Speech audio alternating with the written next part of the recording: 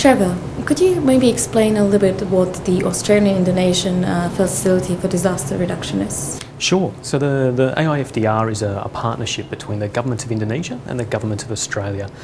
And it's really focused on helping Indonesia strengthen its capacity to better manage disasters, all aspects of disaster risk management, and also to try and influence and lead to a more resilient region. So specifically ASEAN, but regionally.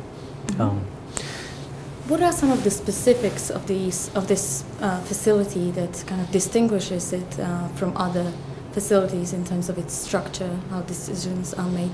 Sure. Well, I think there's really there's two areas where the facility is very different to many other disaster risk reduction engagements. The first one is a genuine partnership between governments of Indonesia and governments of Australia. We have co-directors, one who is from AusAid, and the other is actually from the Indonesian Disaster Management Organisation, BNPB.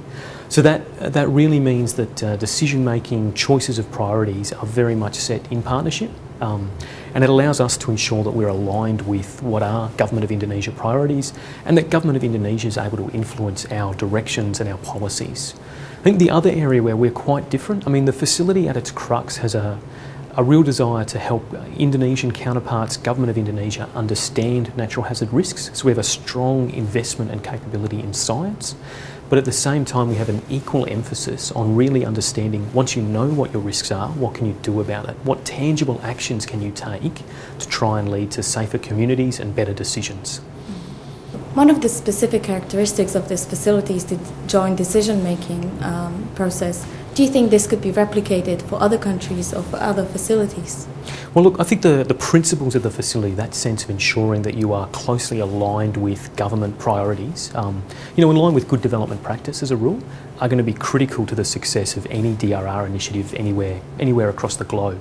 I think the subtleties of how you engage will be different from country to country, but I equally think the principles of actually really helping partner countries understand the full spectrum of work that's needed for disaster risk reduction is going to be important in other parts of the world as well.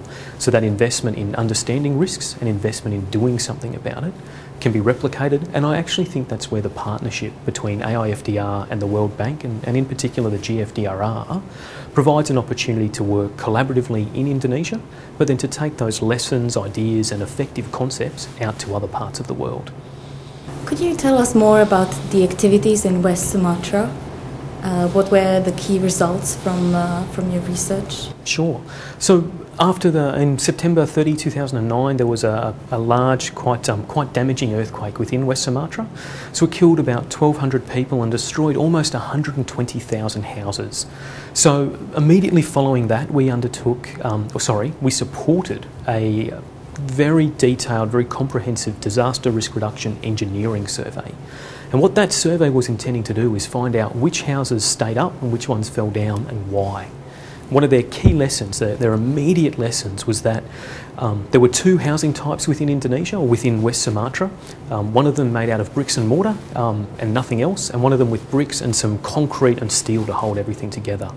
And the structure with concrete and steel was 10 times less likely to fall down. So that immediately motivated us to support a very large-scale multimedia public advocacy campaign, really trying to encourage people to recognise that they could build safer houses, and that building safer houses would actually lead to safer families, safer communities. Large survey included TV adverts, public events, big posters up on walls, murals, radio talkback. There was a whole range of engagement, really trying to lift West Sumatra's awareness of the steps they could take to rebuild from this event, because in West Sumatra we know, as certain as science can be, that there is a big earthquake going to occur in the next 10, 20, 30, 40 years, and West Sumatra has an opportunity now to prepare itself for that impending earthquake. What do you think are the main challenges in the concept of building back better, and how does it work in the field? So one of the things we've done following our public advocacy campaign was to really go in and try and do a detailed evaluation of how effective that was, and really understand if people were becoming more aware, and certainly the results show that our campaign effectively raised awareness of the need to build back better. what were the barriers to them actually physically building a safer house? And it was a fascinating evaluation, and to be honest, quite a sobering one, because what we've seen is that a lot of people are aware that they need to build back better, but they're not actually taking the step to building safer houses, and it's for a whole range of reasons. One of the ones that's perhaps the starkest is that we had a hypothesis that people who had just experienced an earthquake, who had perhaps lost family members, would be more inclined to actually build a safer house. And what we're actually seeing is that that's not as big an incentive as we would have thought. What we've seen is that the people who've got a tangible, measurable drive to build a safer house were really those people who had a very personal experience where a house fell on them themselves. Even people who had lost their families weren't as driven to build back safer houses as we thought. And I think that's a message that we need to start publicising, that encouraging communities to build back better is a massive challenge, and it's not one of technical know-how, it's actually one of incentives, of sanctions, if you like, or motivators, understanding motivators for people and trying to provide additional motivation on how to build safer structures.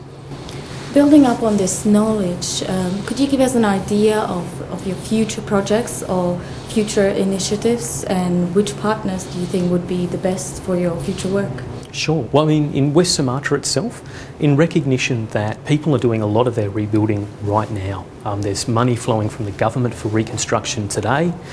So we're going to try and do some more work in West Sumatra to really try and find what are the techniques, what are some innovative incentives that will translate to safer houses. That'll be a priority for us over the next 6 months.